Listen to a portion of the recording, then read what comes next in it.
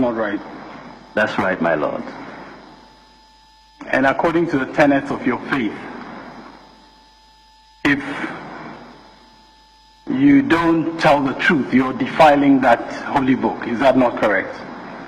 If you don't tell the truth in your answers, you are defiling that holy book. That is correct. Okay. Now, Dr. Baumia, what I'm saying to you is that in your evidence in chief, you categorically stated that Form 1C is the voter's ID card, the part that is torn under the registration. You said that. I'm putting that to you. No, my lords. What I said was that the bottom of Form 1C is cut out, laminated, and that forms your voter's ID card with those details there. This is what I recall saying. Now,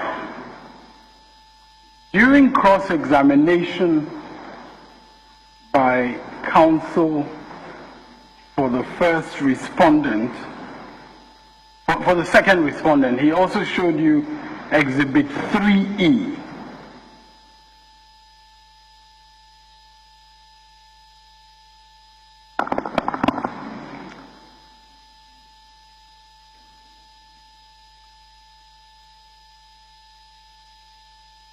Doesn't have to show it. So, Exhibit 3, just show it to him. It's in evidence, just show it to him. Exhibit 3E, is that Exhibit 3E? That is Exhibit 3E, my lord. And you remember during his questioning, you did not immediately recognize the signature that he was drawing your attention to. You remember? Yes, I do. You did not immediately recognize that. That's correct. And then you recognized it. Yes, I did. And you indicated that that signature is the signature of the first petitioner, Nana Addo Dankwa Akufo-Addo. Is that not correct? That looks like his signature, yes. Now, since you testified, has he confirmed to you that he indeed signed that document? Has he confirmed that to you? No, he has not. You haven't asked him? No. You haven't asked him? You have not asked him? Counsel, you have not asked him. Answer my question. Have you asked him or have you not asked him? I have not asked him. You have not asked him? Yes. Fair enough.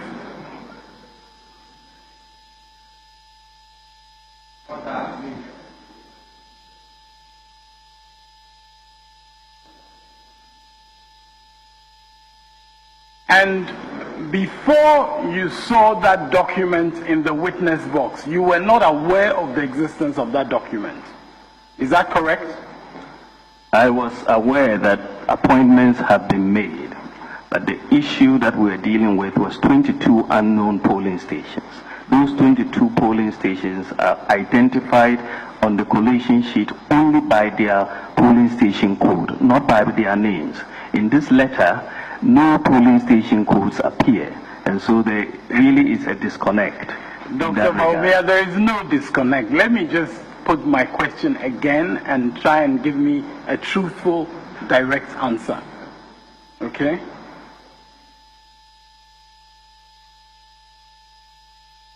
Before you came to this witness box, you've admitted you were not aware of that letter being sent. Yes, I've not seen this particular letter, no. You were not aware it was sent. I've not seen this letter, no.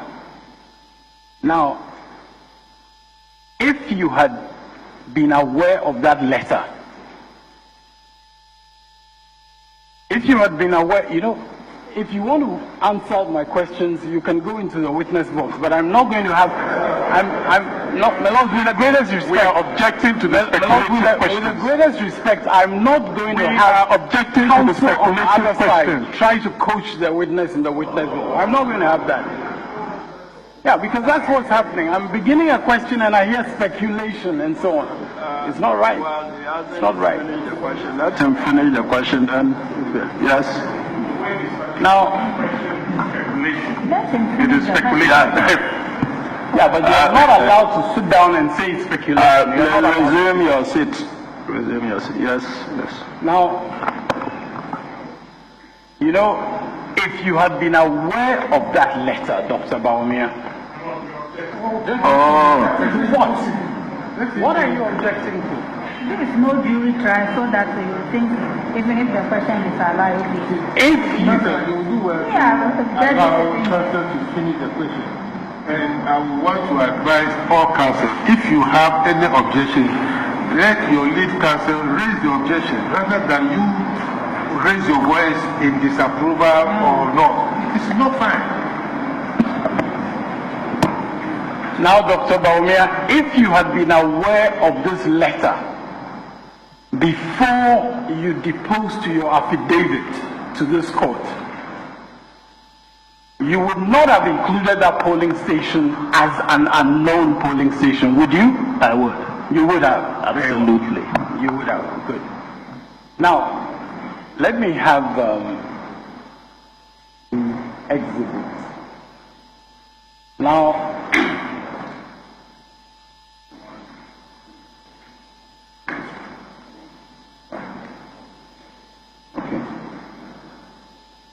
now, five others, is there an exhibit 3? 5 other documents were made available to you, which show that your party, the New Patriotic Party, sent letters in respect of a number of polling stations indicating that polling agents were being appointed to those polling stations.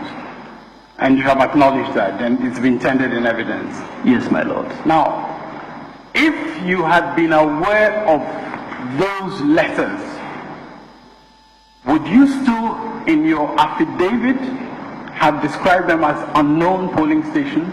Yes, my lord. We would have still described them as unknown. Now, you see,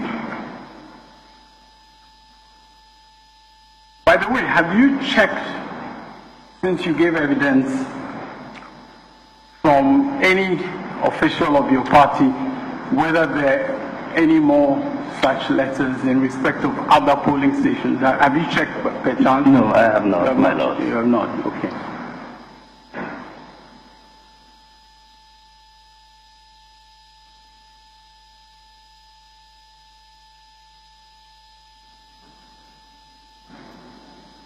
And you would agree with me that if the polling stations to which these letters are addressed, if those polling stations did not exist, your polling agents would have had no polling stations to go to.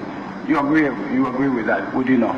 Yeah. If they didn't exist, They had the to- polling agents would not have had anywhere they would have gone to. They have to exist legally, not physically. Legally, they did not exist in our books because the polling station codes did not match the codes on the EC register. You know, Dr. Baumia, I would respectfully suggest that when you're talking legally, you need to be a little bit cautious because you are not the expert on what is legally correct. You see what I mean? So, but your answer is that those polling stations were not legally in existence. Is that your answer? My answer is that, my lords, the polling stations are identified on every collation sheet only by the polling station code.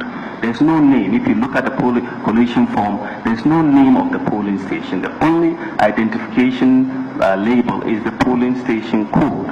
So if you get a pink sheet with a polling station code that's not match what is on the EC register, then it is not known. And this is why we said those polling stations are unknown, my lords.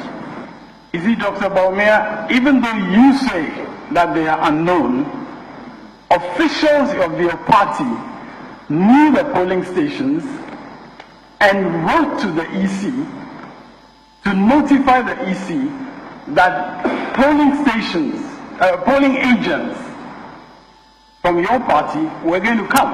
So even though you insist that they were not legally known by you, your party wrote letters to the second respondent. You acknowledge that. About those I think it's a repetition. Very repetition. Very well.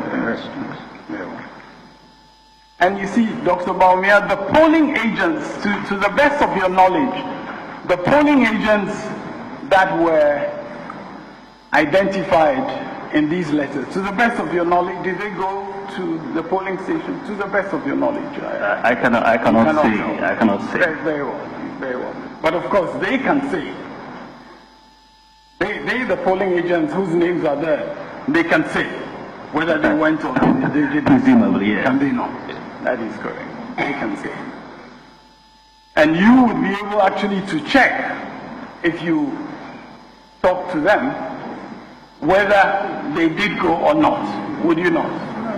Would you? You would be able to say, if you talk to those polling agents who represented you, you would be able to say whether they went or not. Would you not? I think if you talk to each of these polling agents, you will probably be able to find. You personally, Dr. Baumia, as the vice presidential candidate of the NPP, what I'm saying to you is that if you called any of those polling agents, you could check from them directly whether they did actually go to those polling stations. Oh, that is a possibility. That is correct, yes. Okay. No, sorry. What's your answer? Is a possibility or it's correct? Yeah, if I call them, I will be able to elicit information about whether they were actually at the polling station or not. Yes. But you haven't called them? No, I haven't. Other people have made calls. I haven't made calls personally. Yeah. You haven't. Okay. Now, Dr. Baumia, you actually tried in this court to give certain descriptions of your polling agents, which I want to remind you of before I deal with my questions. At some point, you said they were mere observers. Do you recall that? Yes, so exalted observer. No. I'm coming. Oh, okay. At some point, you said they were mere observers. Did you say so? I think so. Yeah. You think so? And at a later stage, you described them as exalted observers. That's right. You exalted their status. Very much so. Now, Dr. Baumia, you've been very familiar with CI 75. I hear you make references to it. And I just want to draw your attention to a provision, just to find out whether you were familiar with this provision. I'm not asking for your interpretation, but I just want to know, are you familiar with this provision? Because you've made references to CI 75, you've been saying that's the basis of some of your allegations, so I just want to show you CI 75, Regulation 19.3. No, CI 75 is a public document. Please, just give it to me. Just give it to me.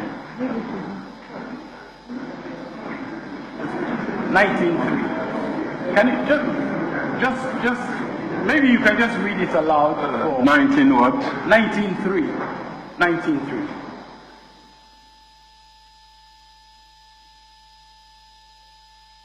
Just read it aloud. An appointment under sub-regulations 1 and 2 is for the purpose of detecting impersonation, multiple voting, and certifying that the poll was conducted in accordance with the laws and regulations governing the conduct of election. Okay, since it refers to an appointment under 1 and 2, please read 1 and 2 as well, just for clarity. Polling agents 19.1, my lords. A candidate for parliamentary election may appoint one agent to attend at each polling station in the constituency for which candidate is seeking election. 2. A candidate for presidential election may appoint one polling agent in every polling station nationwide. Were you familiar with this provision before just when I showed it to you? Were you familiar with it? Reasonably, yes, my lord. So you're aware that the polling agent is there representing the presidential candidate and by extension you, his vice presidential candidate, you are aware of that. You were aware of that. Yes, my You lord. were aware of that. And you were also aware that one of the vital duties was to avoid impersonation. Yes, my lord. Yes, to avoid impersonation, to avoid multiple voting. Is that not correct? Yes, my lord. And you were also aware that the polling agent is there to certify that the poll was conducted in accordance with the laws and regulations governing the conduct. You are aware of that? Well, You were aware of that, or you were not aware of it? the polling agents attest to what actually happened at the polling station. Dr. Baumia, They are that's not my signing. question. They are not That's signing to say it's free or fair. They are That's not- attesting to what. You're not answering my question. We'll move quicker if you just answer my question. My question is this: you were aware, based on what you yourself just read, that the polling agent, among his duties, or among the purposes for which he's there, is that he certified that the poll was conducted in accordance with the laws and regulations governing the conduct of elections. You're aware that that's one of the things, the purposes for which he's there. That Or is you were not aware? Not aware of that. You were not That's aware not of what that. is on the pink Fair- sheet. Fair enough, fair enough. You were not aware of that because that's not what is on the pink sheet. Is that What they signed to on the pink sheet is not to say that the election has been conducted in regards to all the laws and it's free and fair. No, they just signed to attest to what has happened at the polling station. No, Dr. Baumia, let's go a step at a time. My question, I have not yet come to what they signed. I'll come to that. And I'm sure we'll have a good time on that. But for now, what I'm saying to you is that you were aware that, and I need an answer, that's why I'm repeating it. You were aware that part of the purpose of their being there was so that Question has been answered. Yes, I want him to complete to see whether, is congruent with the preceding question. Then we overruled him. Yes, Lord, respectfully, I asked him a question. Was he aware that the purpose for which the polling agent was there included certifying what I read? And he said he's there to certify what he observed in the Yes. elections. And I said to him, you have not answered my question, so I'm repeating the question so that you answer it. That's what I said. And I'm repeating the question so that you can give an answer to the question. You see, what I'm saying to you is that according to what you yourself read and according to what you yourself indicated you knew, the polling agent, part of the reason for being there, part of the purpose why he's there, is to be able to certify that the poll was conducted in accordance with the laws and regulations governing the conduct of elections. Were you aware of that, or you were not?